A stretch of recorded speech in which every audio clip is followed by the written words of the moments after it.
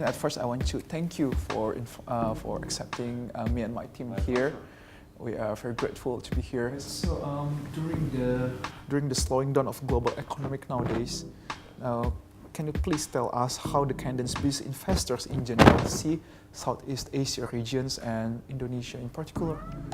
Well, what's interesting is what's happening is that there's more and more Canadians who are becoming aware of and understanding the rise of Southeast Asia.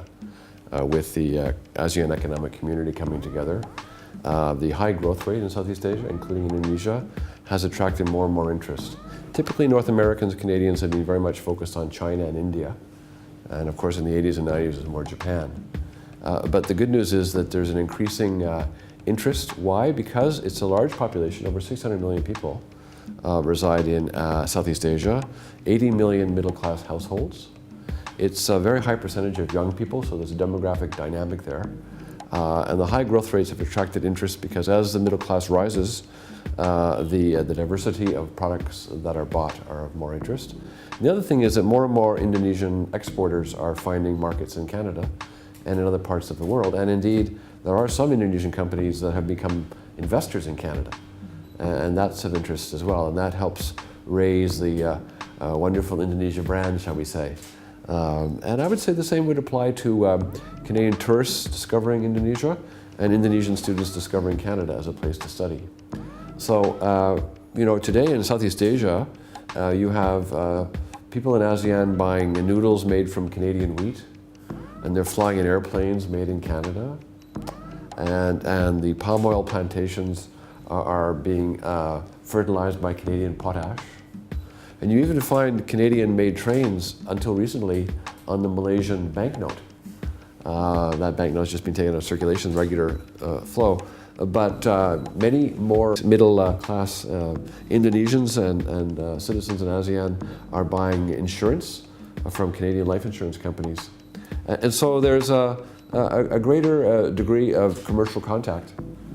In high technology, the latest development in Indonesia, of course, has been the BlackBerry device is now being manufactured near Jakarta. The BlackBerry Aurora, which was formally launched last month here in Jakarta. And it is the most secure Android telephone in the world today.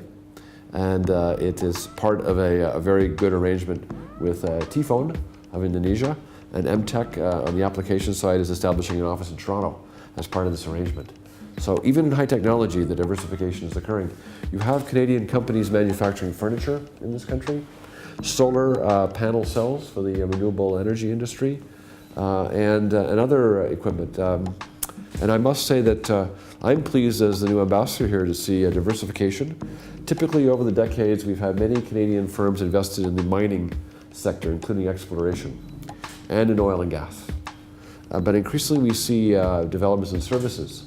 There are 20,000 Indonesians, mainly young Indonesians, many of them female, who are currently employed by our two major insurance companies for wealth management.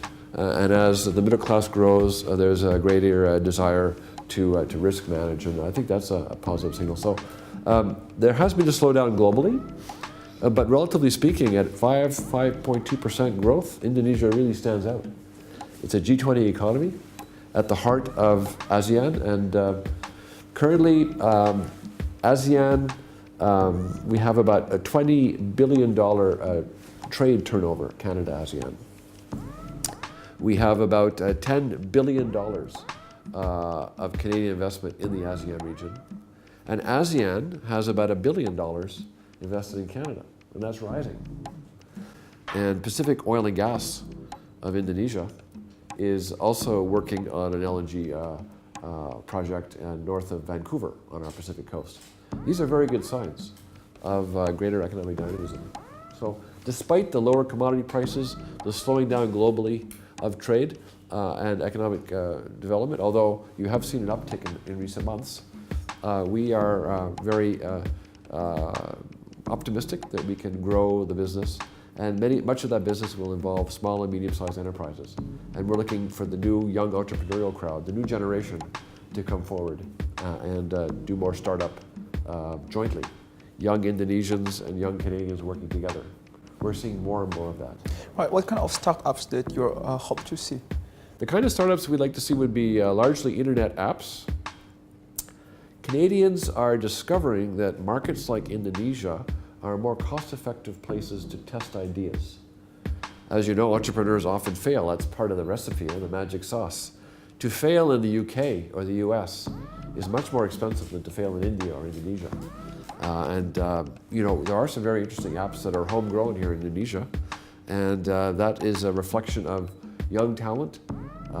There's a recent survey that showed that Toronto is one of the leading entrepreneurial and high-tech cities in the world, ahead of Singapore in terms of a ranking by respective US organizations. I was Director General for ASEAN and South Asia before coming here. I handpicked Jakarta because I think as a G20 economy, it has very high prospects and increasing interest in Canada discovering Indonesia, which I think is the most interesting country not well known enough in Canada.